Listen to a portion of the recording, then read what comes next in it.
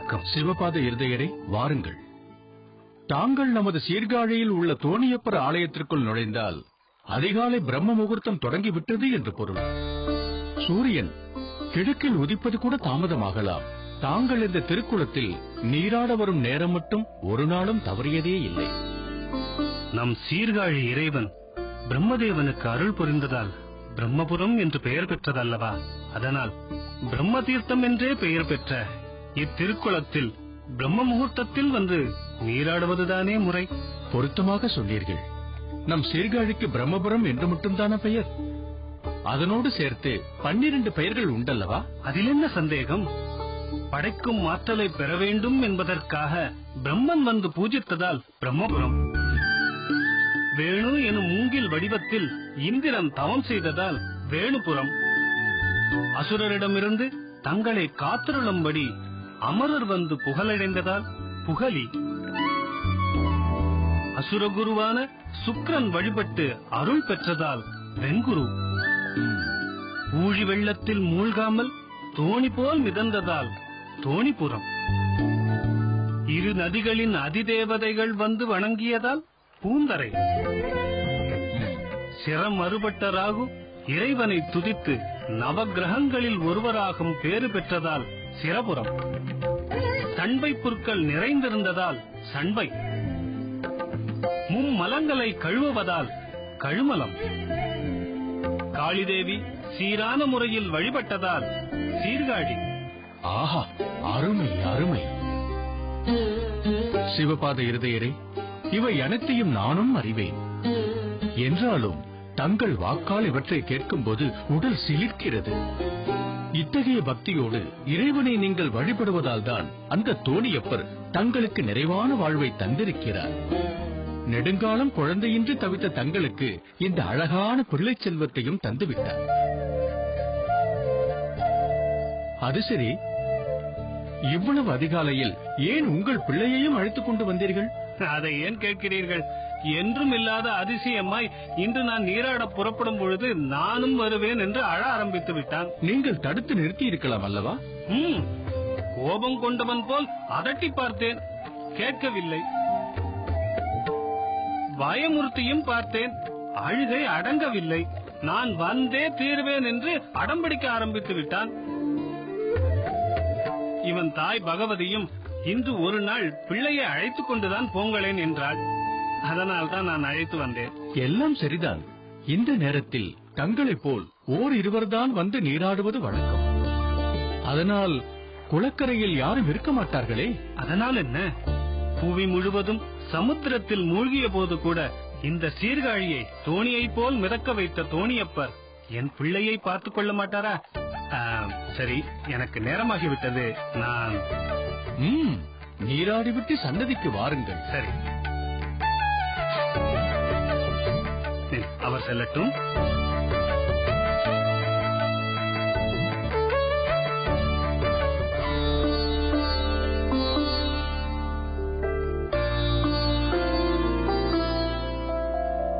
சம்பந்தா, இங்கே பார்.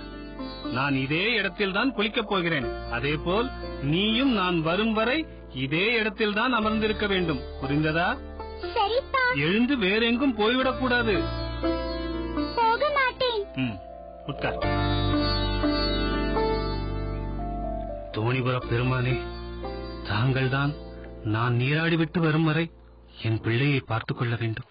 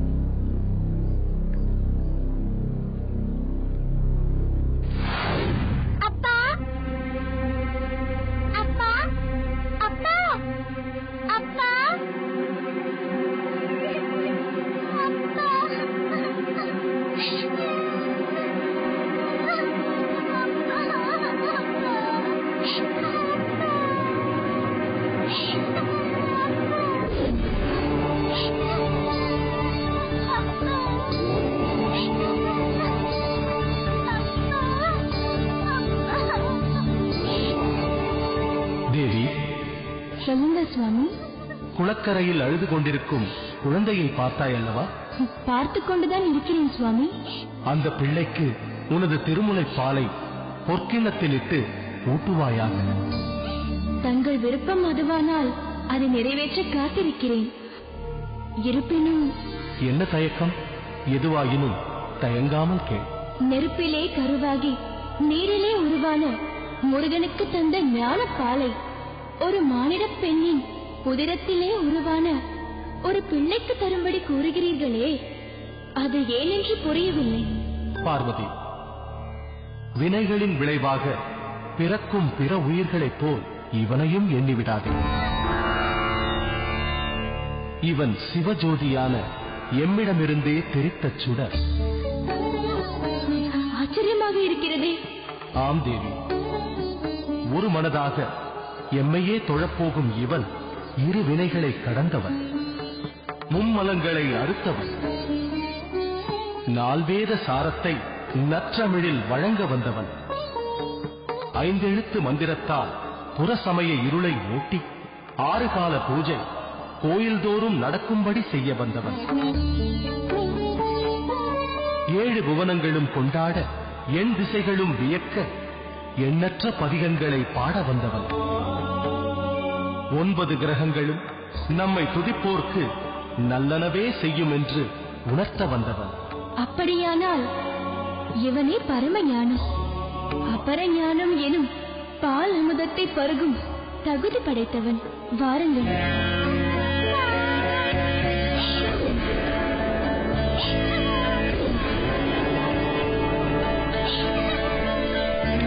குழந்தாய்,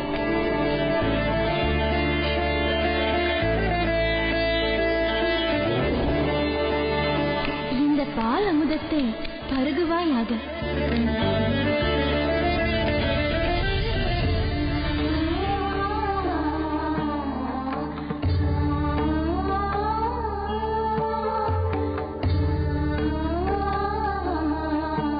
குழந்தாய், சிவனடியே சிந்திக்கும் திருப்பெருகு சிவஞானம், பவமதனை அறமாற்றும் பாங்கினில் ஓங்கிய ஞானம், உவமையில்லா கலை ஞானம், உணர்வறிய மெய்ஞானம் ஆகிய அனைத்தும் இந்த கணம் முதல் உனக்கு சித்தியாகட்டும். மைந்தா, நீ சகல ஞானங்களும் நிறைந்தவனாக விளங்குவதால் இன்று முதல் ஞான சம்பந்தன் என்று புகழ் பெறுவாயாக. தேவார பாடல்களை நாவார பொழிந்து சைவத்தின் பெருமையை நிலைநாட்டுவாயாக.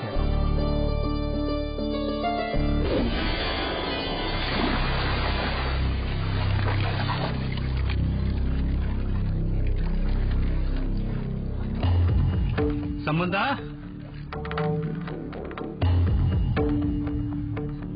சம்பந்தா, சம்பந்தா, சம்பந்தா, சம்பந்தா, எங்கே சென்றார் இவன்? சம்பந்தா, சம்பந்தா, தோணிய போறே. சம்பந்தா, சம்பந்தா, சம்பந்தா, சம்பந்தா, சம்பந்தா, ஈஸ்வரா, குழந்தை எங்கே போனானோ? சம்பந்தா, சம்பந்தா, ஈஸ்வரா, என் குழந்தை எங்கும் காணுமே. சம்பந்தா, சம்பந்தா, சம்பந்தா, சம்பந்தா, சம்பந்தா, கண்ணே, சம்பந்தா, சம்பந்தா,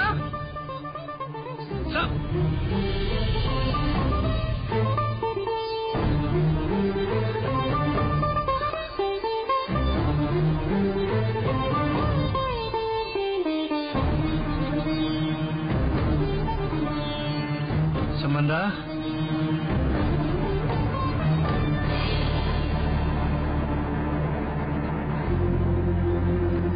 சம்பந்தா, உன்னை குளக்கரையில் தான் அமர்ந்திருக்க சொன்னேன். எதற்காக இங்கு வந்தாய்?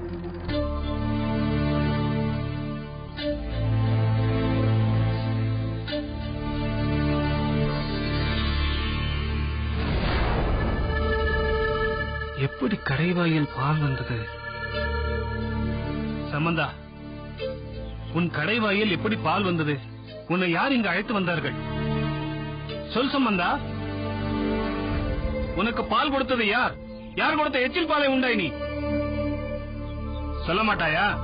உன்னை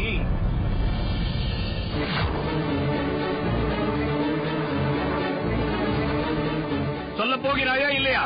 யார் கொடுத்த எச்சில் பாலை உண்டாய் நீ? உனக்கு பால் கொடுத்தவர்களை காட்டு. உன்னை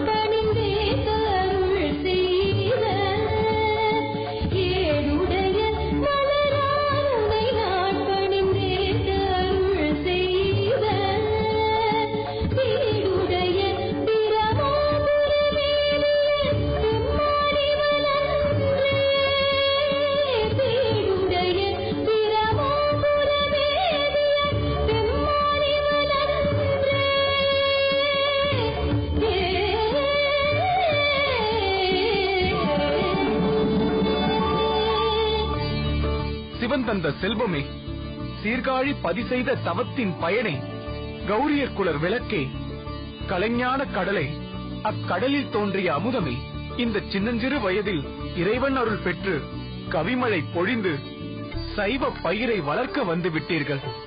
இறைவன் அருளால் ஞானம் பெற்ற திருஞான சம்பந்தரே, எங்கள் பிள்ளைகள் அது வேண்டும் இது வேண்டும் என்று எளிய காரணங்களுக்காக அழும். ஆனால் தாங்களோ வேத நெறிகள் தழைத்தோங்க, சைவத்துறை மேம்பட்டு விளங்க புனிதவாய் மலர்ந்து அழுதீர்கள். அதன் பயனாக அல்லவா அம்பிகையின் அருட்பால் அருந்தி அருந்தமிழ் பாடல்களை வழங்குகிறீர்கள்.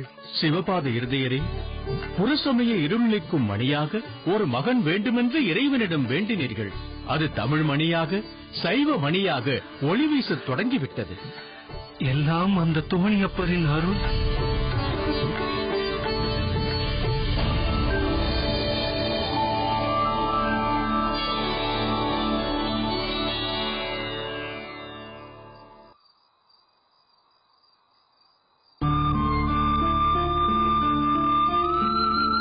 பகவதி, சுவாமி, நீ பெரும் பாக்கியவதி அம்மா. உன் பிள்ளை இறைவனருள் பெற்றதை அறிந்து நீ பிறந்த ஊரான நனிப்பள்ளியில் இருந்து வந்து அழைத்த போது அவர் மறுப்பேதும் சொல்லாமல் புறப்பட்டு விட்டாரே. என்ன இருந்தாலும் என் அன்னை பிறந்த ஊர் என்ற பாசம் என் பிள்ளைக்கு இருக்கிறது, பார்த்தீர்களா? நானும் அதைத்தான் சொல்ல வந்தேன். ஆனால் அவரது நோக்கம் அங்குள்ள இறைவனை பணிந்து பாடுவதுதான் என்பதை நாம் மறந்துவிடக் கூடாது. நனிப்பள்ளியை நெருங்கும் போது அங்கு பாலை நிலமாக இருப்பதைக் கண்டு அதிகம் பாடி நெய்தல் நிலமாக்கி விட்டார். அவன் செல்லும் ஒவ்வொரு திருத்தலத்திலும் இப்படி ஏதேனும் ஒரு அற்புதம் நடக்கத்தான் செய்கிறது. ஆனால் அவர் வெயிலில் நடந்து சென்று வாடுவதை தாங்காமல் திருநெல்வாயில் அறத்துறை பெருமான் அவருக்கு முத்து சிவிக்கை, முத்து மாலை, முத்து சின்னம் ஆகியவற்றை வழங்கினாரே, அந்த அற்புதத்திற்கு ஈடாக எதனை சொல்ல முடியும்? அது மட்டும்தானா? திருப்பாச்சில் ஆச்சிராமம் என்ற ஊரில் கொல்லி மழவன் மகளுக்கு இருந்த முயலகம் என்னும் நோயை பதிகம் பாடி நீக்கினான். செங்குன்னூரில் அடியார்களுக்கு ஏற்பட்ட விஷ காய்ச்சலை திருநீல கண்ட பதிகம் பாடி அகற்றினான். திருமருகளில் பாம்பு தீண்டி இறந்த வணிகனை பதிகம் பாடி எழுப்பினான் என்றெல்லாம் கேட்கும் போதே என் உடல் சிலிர்க்கிறது. உபநயனத்தின் போது வேதியர்கள் அவருக்கு முறைப்படி உபதேசம் செய்ய காத்திருந்தார்கள். ஆனால் ஞான சம்பந்தரோ அவர்களுக்கு நமச்சிவாயத்தின் சிறப்பை விளக்கும் வகையில் துஞ்சலும் துஞ்சலில்லாத பொழுதினும் என பாடினாரே, அதன் மகத்துவத்தை விளக்க வார்த்தைகளே இல்லை. சுவாமி, நான் ஒன்று சொன்னால் சங்கடப்பட மாட்டீர்களே? என்ன? நாம் பெற்ற பிள்ளையை நீங்கள் அவர் வந்தார், இவர் பாடினார் என்றெல்லாம் சொல்வது பொருத்தமாக இல்லை. எனக்கு கூடத்தான். சிவமைந்தராகிவிட்ட அவரை நீ அவன் வந்தான், அவன் இதைச் செய்தான், அதைச் செய்தான் என்று சொல்லிக் கொண்டிருப்பது பிடிக்கவில்லை. ஏன் இப்படி சொல்கிறீர்கள்? பகவதி, ஒருவன் துறவியான பிறகு தந்தை கூட அவனை வணங்க வேண்டும். ஆனால் அவனோ தன் தாயை வணங்க வேண்டும் என்று சாஸ்திரம் சொல்கிறது. அதனால் தாய்க்கும் மகனுக்கும் உண்டான உரிமையில் நான் தலையிடப் போவதில்லை. என்னை பொறுத்தவரையில் நான் அவரது தந்தை என்று சொல்வதை விட அவரது அடியார்களுள் ஒருவன் என்ற உணர்வை பெற்றுவிட்டேன்.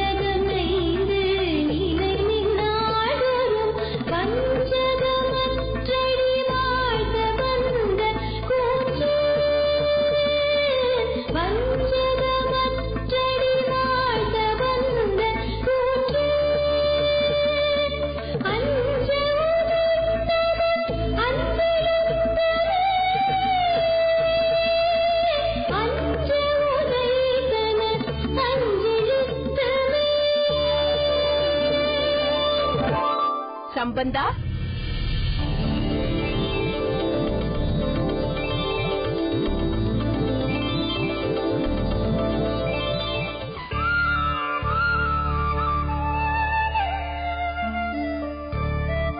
அப்பா, அம்மா, ஏன் அங்கேயே நின்று விட்டீர்கள்? உன் பாடலை கேட்டு நாங்கள் மெய்மறந்து நின்று விட்டோம். வணங்குகிறோம் சுவாமி. வாருங்கள், நீங்கள் எப்பொழுது வந்தீர்கள்? தாங்கள் பஞ்சாட்சர பதிகத்தை பாடத் துவங்கியதுமே வந்து விட்டோம். உபநயனத்தின் போது தாங்கள் பாடியதல்லவா இது? உண்மைதான் சுவாமி. உபநயனம் என்றால் என்ன? நயனம் என்றால் கண், உபநயனம் என்றால் மற்றொரு கண், மூன்றாவது கண் என்று பொருள். நமக்கிருக்கும் இந்த இரு கண்களும் குறுக்காக இருப்பன. மூன்றாவது கண் அவ்விதம் இன்றி மேல் நோக்கி ஊர்த்துவமாக இருப்பது.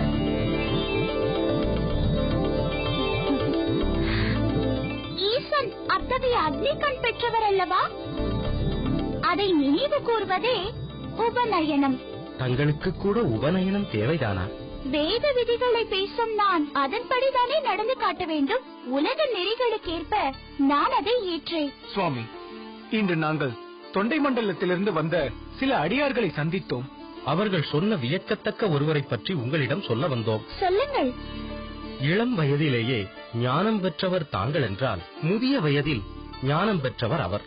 பிறந்தது முதல் சிவத்தை அன்றி வேறு எதையும் அறியாதவர் தாங்கள் என்றால் புற சமயத்தில் பல வருடங்கள் இருந்து முதிர்ந்த வயதில் சைவத்திற்கு வந்தவர் அவர். அவர் பொருட்டு இறைவன் பல அற்புதங்களை நிகழ்த்தியிருக்கிறார். அப்படியா? அவை என்ன? நீற்றரை அவர் பாடிய பதிகத்தில் குளிர்ந்திருக்கிறது. நஞ்சு அமுதமாகி இருக்கிறது. கொலை செய்ய ஏவப்பட்ட யானை அவரை பணிந்திருக்கிறது. கல்லே தெப்பமாகி மிதந்திருக்கிறது. ஆஹா, அத்தகைய அற்புதமான அடியவரை அவசியம் பார்க்க வேண்டும். அவர் இப்பொழுது எங்கிருக்கிறார்? தில்லையில் இருக்கிறார். அவர் பெயர் திருநாவுக்கரசர்.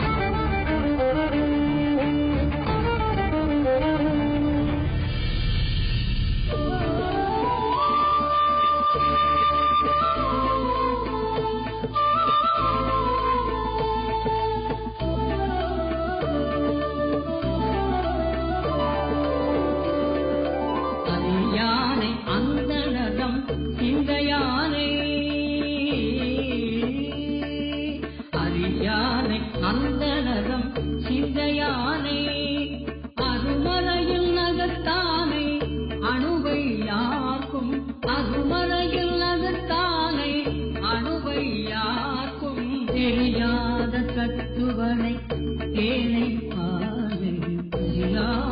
தத்துவனை தேனை பாலை நிகழ்வொழிகை தேவர்களிடம் போனை மற்ற நிகழ்வொழிகை தேவர்களிடம் போனை மற்றை கரியானை நான்முகனை கனலை காற்றை கரியானை நான்முகனை கனலை காற்றை கனல் கடலை புலவரையை கலந்து நின்ற கனல் கடலை புலவரையை கலந்து நின்ற பெரியானை பெரும்பற்ற புலியூரானை பெரியானை பெரும்பற்ற புலியூரானை பேசாத நாளெல்லாம் இரவா நாளே பேசாத நாளெல்லாம் இரவா நாளே.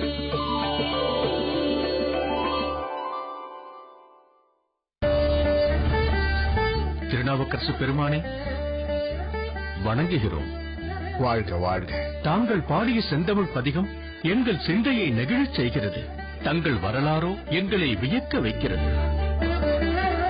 மருள் நீக்கியார் என்று பெயர் கொண்ட தாங்கள் அமன் சமயம் புகுந்து தர்மசேனர் என்று பெயர் கொண்டு பல்லாண்டு காலம் அவர்களோடு வாழ்ந்தீர்கள். ஆனால் இறைவனே தமது திருவாக்கால் நாவுக்கரசர் என சூட்டிய பெயரால் அந்த அவ வாழ்வு தவ வாழ்வாக மாறிவிட்டது. எம்பெருமானால் ஆட்கொள்ளப்பட்ட தங்களை அந்த அமணர்கள் அவ்வளவு எளிதாகவா விட்டுவிட்டார்கள்? பல்லவ மன்னனை தூண்டிவிட்டு எத்தகைய துன்பத்தை தங்களுக்கு தந்திருக்கிறார்கள்.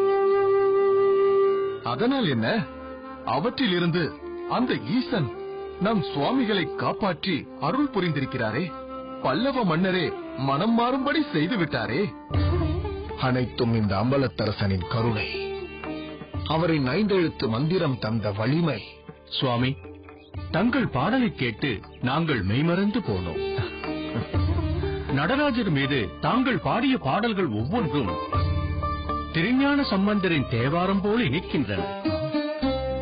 திருஞான சம்பந்தர், திருஞான சம்பந்தர், அந்த பெயரை உச்சரிக்கும் போதே உள்ளம் பரவசமடைகிறதே, அருள் பெருகுகிறதே. யார் அவர்? எங்கிருக்கிறார்? அவரை பற்றி சொல்லுங்க. என்ன, தங்களுக்கு திருஞான சம்பந்தரை பற்றி தெரியாதா? சுவாமிகள் தொண்டை மண்டலத்தில் இருந்தல்லவா வந்திருக்கிறார்.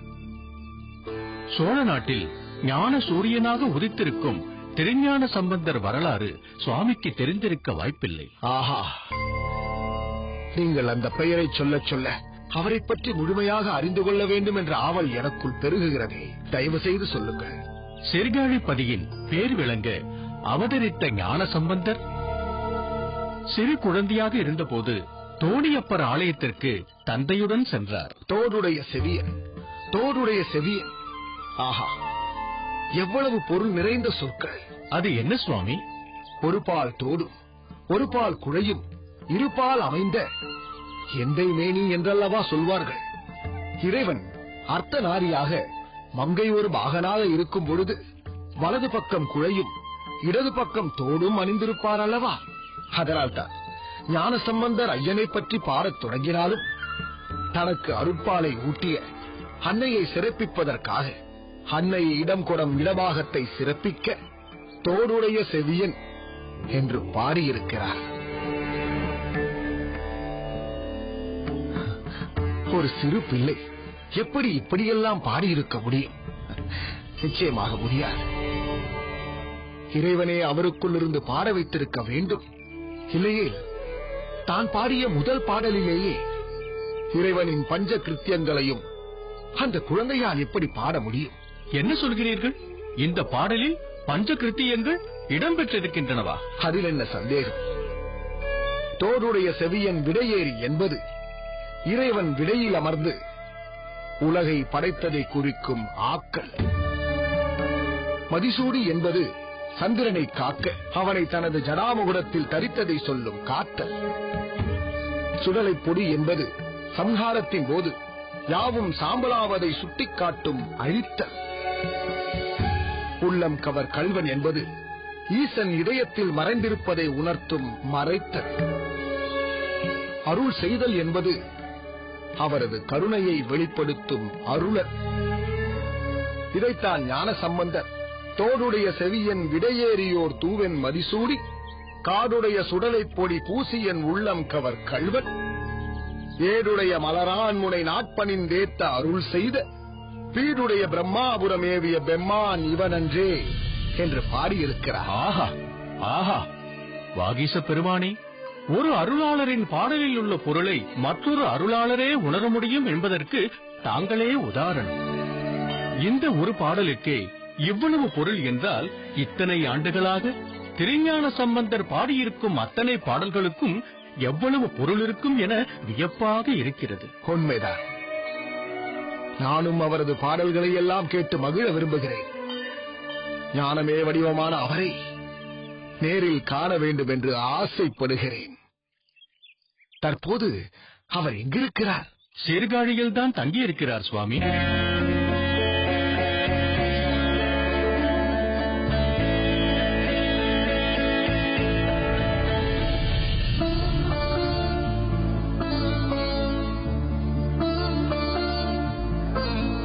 நீலகண்ட யாழ்ப்பாணரே, ஞான சம்பந்த பெருமானை தேடி வந்து எங்களோடு இணைந்து கொண்டதால் அவர் பாடும் பாடல்களை தாங்கள் யாழில் வாசிக்க கேட்டு மகிழும் பாக்கியம் எங்களுக்கு கிட்டியது. அதே நேரம் யாழிலிட்டு வாசிக்க முடியாதபடி நம் பெருமானை பாடப்பட்ட யாழ்மொழி பண்ணும் கிடைத்தது. நான் சுவாமியை தேடி மிகுந்த தயக்கத்துடன் வந்தேன். என் மனைவி மதங்க சூளாமணி நாம் போவது வேண்டாமென்றே தடுத்தாள். ஏன்? எதற்காக அப்படி செய்தார்? என்ன இருந்தாலும் நாங்கள் பாணர் குலம் அல்லவா? அது தாழ்ந்த குலமாக கருதப்படுவதால் எங்களை சுவாமியோடு பேச அனுமதிப்பார்களா என்ற தயக்கம்தான். ஆனால் சுவாமியோ அவருடனேயே இணைந்து அவர் செல்லும் தலங்கள் தோறும் உடன் செல்லும் பாக்கியத்தை எனக்கு தந்துவிட்டார். நீலகண்ட யாழ்ப்பாணரே, சிவனடியார்களுக்குள் உயர்ந்தவன் தாழ்ந்தவன் என்ற பேதங்கள் ஏது? குலபேதங்களை கடந்ததல்லவா சிவம்? தங்கள் பெயரை கொண்ட திருநீலகண்டர் யார்? மண்பாண்டம் செய்யும் குயவனார் அல்லவா? கண்ணப்பர் யார்? வேடர் அல்லவா? நந்தனார் யார்? தீண்டத்தகாதவர் என்று சொல்லப்பட்டவர் அல்லவா? இவர்களுக்கெல்லாம் இறைவன் அருள் புரிந்த வரலாறுகளை நீங்கள் அறிந்திருப்பீர்களே. நன்றாக அறிவோம்.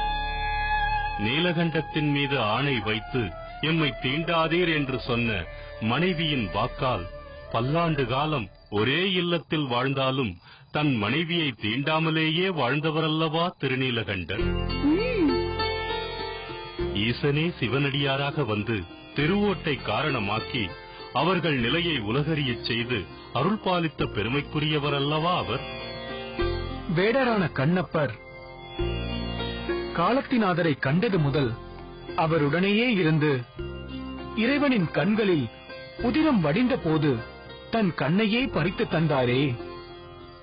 6 நாளில் ஈசனால் அருள் பெறும் வாக்கியம் பெற்றவர் அல்லவா வேடரான கண்ணப்பர். தாழ்ந்த குலத்தவர் என தன்னைத்தானே நொந்து கொண்ட நந்தனார் தில்லைக்கு வந்தபோது தில்லை தீட்சிதர்களே எதிர்கொண்டு வந்து அவரை வரவேற்று அழைத்துச் சென்றார்களே. அத்தகைய பெருமை பெற்று யாவரும் காண ஈசனோடு இணையும் பாக்கியம் பெற்றவர் அல்லவா நந்தனார். இப்படியெல்லாம் அவர்களுக்கு அருள் புரிந்த ஈசன் பாணர் குலம் என்பதற்காக தங்களை ஏற்க மறுப்பாரா? தங்கள் யாழிசையை கேட்காமல் இருப்பாரா? இல்லை சுவாமி, இல்லை. சிவமைந்தரான தாங்களே என்னை ஏற்றுக்கொண்ட பின் இறைவன் எப்படி ஏற்காமல் இருப்பார்? வேதியரான திருநீல நந்தர் இல்லத்தில் வேள்வி குண்டத்தின் அருகிலேயே எங்களுக்கு இடம் தரும்படி பணித்தீர்களே. அப்போது வேள்வித்தி வலம் சுழித்து எழுந்ததே. இதற்கு மேலுமா நான் குலம் பற்றி பேச வேண்டும்? சுவாமி, சுவாமி, என்ன? ஏன் இந்த பரபரப்பு? திருநாவுக்கரசர் தங்களை காண சிதம்பரத்திலிருந்து சீர்காழிக்கே வந்துவிட்டார். ஊர் எல்லையை நெருங்கிக் கொண்டிருக்கிறார். ஆஹா, நான் அவரை பார்க்க வேண்டும் என்றுதான் நினைத்தேன். அவரோ என்னை பார்க்க சீர்காழிக்கே வந்துவிட்டார். வயது முதிர்ந்த அவரை நான் அல்லவா சென்று பார்த்திருக்க வேண்டும். இப்பொழுது அவரே இங்கு வந்துவிட்டதால் ஊர் எல்லைக்காவது சென்று அவரை வரவேற்போம். வாருங்கள்.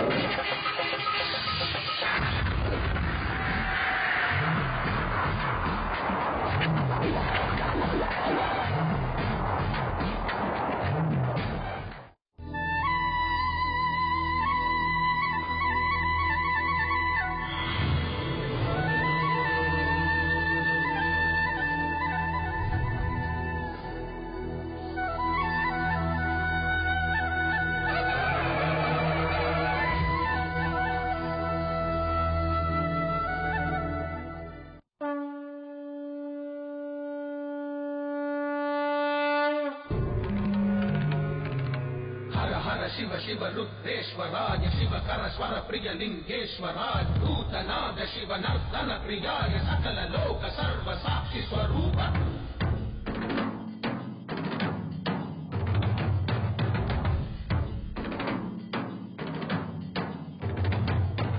திங்கள் சூடிய நாதனே கங்கை நாடிய வேதனே அங்கை கூடிய பாகனே ஈசா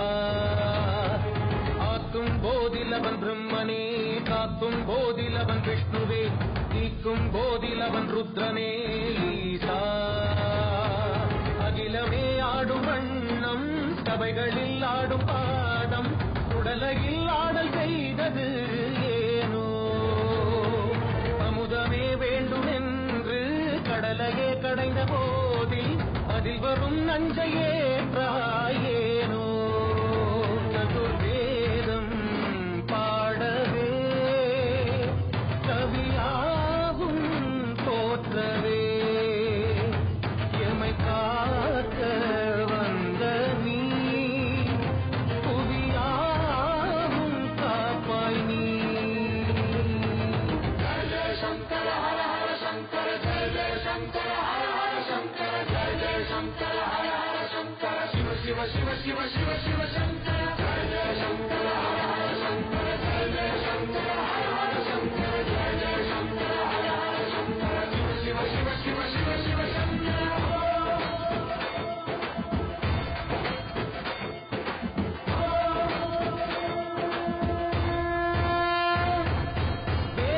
வேதகீதங்கையாவும் ஈசனை போற்றுதே கோலங்கள் காட்டியாடும் நாதனை பாடுவே ஆரூரன் தந்த பாடல் அடியாரை போற்றுதே அதில் காணும் நாயன்மாரின் பக்தியை பாடுவே சம்பந்த தேவாரம் கேட்டு சாம்பல் பெண்ணானதே அப்பர்தம் தாண்டகம் கேட்டு நாதம் உயிர் தந்ததே அடநாடென்ன காடென்ன குலமென்ன பிரிவென்ன எல்லோரும் அடியார்களே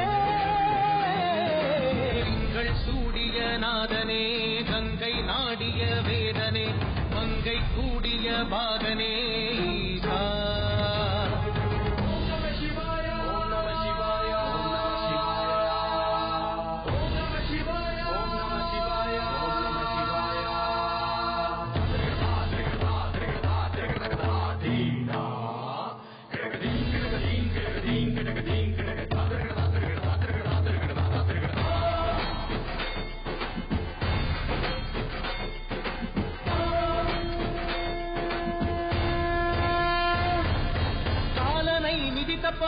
பாதம் வீதியில் சென்றதே, காலமும் கடந்த தெய்வம் தூதனாய் நின்றதே, அடியவர் உணவுக்காக பொதிசோறு சுமந்ததே, அனைவரும் போற்றும் வண்ணம் அற்புதம் புரிந்ததே, வேடந்த கண் தந்ததாலே புகழ்மேவினார், நந்தன் தந்தேகத்தை தந்தே சிவமாகினார், 63 அருள் பெற்ற நாயன்மார் புகழ் பாடி போற்றிடுவோம்.